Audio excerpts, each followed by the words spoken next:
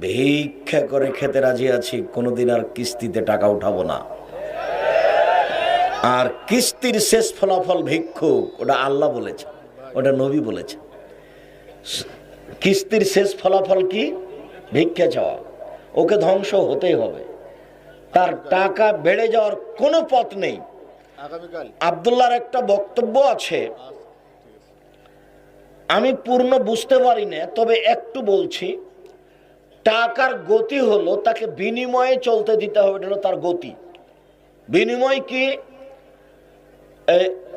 এটা দেন, টিস্যু প্যাকেটটা দেন, কত টাকা? 30 টাকা।